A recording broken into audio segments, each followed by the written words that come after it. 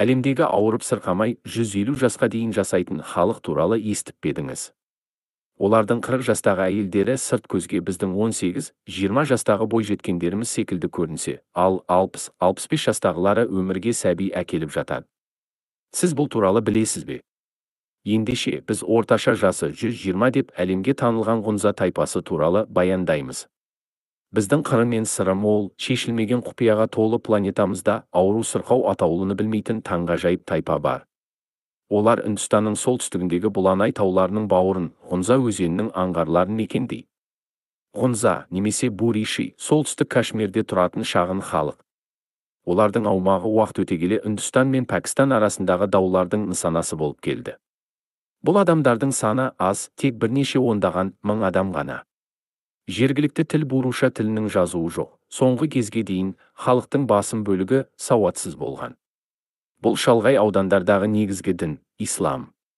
Олардың 40 жастағы әйелдері сырт көзге біздің 18-20 жастағы бойжеткендеріміз секілді көрінсе, ал 60-65 жастағылары өмірге сәби әкеліп жатады. Өздерін хунзакуттарымыз деп атайтын бұл ерекше тайпа өкілдерінен әлем халықтары өз құпияларын ашуын өтінгенде, барлығы да бір ауыздан вегетариан бол, әрдайым еңбектен әрекет ет, өмір сүру ырғағыңды ешқашан өзгертпе деп жауап берген екен. Олар қатерлі сырқатқа шалдықпаған әлемдегі жалғыз халық, тіпті олардың қарттары кәрілікке тән әлсіздік, қуат кему, шөгу дегенді білмейді.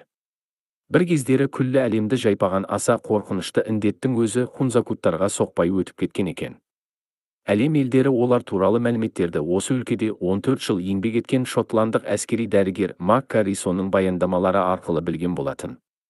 Онан өзге көптеген дәрігерлер де қаншама жылдарын тайпаның құпиясын шешу жолына арнады. Нәтижесінде, ғалымдар ұзақ өмір сүрудің құпиясы, тамақтанудың ерекше жүйесі деген тоқтамға келді. Хунзакуттардың ең басты айырмашылығы барлығының дерлік вегетариан болуында жатыр. Олардың күнделікті астары тандыр нан, көкөніс сорпасы, жеміс-жидектер, тау қойнауындағы қарапайым, бейбіт өмір. Саны аз болса да дені сау. Табанды диета мен рухани келісім. Үндістанның солтүстігінде тұратын шағын тайпа өкілдері көптеген басылымдар мен кітаптарда осылай сипатталған. Осындай ақпаратты салауатты өмір салты мен дұрыс тамақтануға арналған айтарлықтай салмақты басылымдардың өзінен табуға болады. Біріншіден, ол өте тапшы және үзік-үзік оразаларды қамтиды. Оның барысында адамдар ештеңе жемейді. Екіншіден, тамақтану рационның негізін көкөністер мен жемістер құрайды. Бұл жерлер ғажайып дастархан өріктерімен әйгілі. Олар кепкен кезде қыста тамақтың негізін құрайды.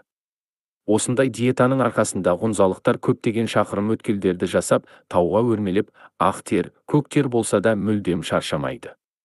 Үшіншіден, олардың қауымы бейбітшілік пен келісім аумағы болып табылады. Бұл жерлер ғажайып дастархан өріктерімен әйгілі. Олар кепкен кезде қыста тамақтың негізін құрайды.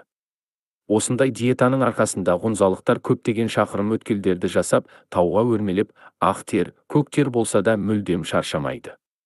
Үшіншіден, олардың қауымы бейбітшілік пен келісім аумағы болып табылады. Бұл жерде ешкім қылмыс жасамайды. Адамдар ешқашан ызаланбайды. Қоршаған ортаның қиын шарты астында өмір сүрсе де, оптимистік көзқарастан танбайды және жақсы рухта жүреді. Халық сүт және сүт өнімдеріне құрметпен қарағандығымен аса көп пайдаланбайды. Ас тұзы аздап болсын қолданыстарында бар болса да, қант пен бидай ұны мүлде ауызға алынбайтын көрінеді. Мұнан өзге хунзакуттардың сіз бен бізге таңсық көптеген тағамдары бар. Десе де, ұзақ өмір сүру мен ауру сырқаудан алыс болудың бар сыры тағамда жатыр дегенге сену қиын. Ал сіз қалай ойлайсыз?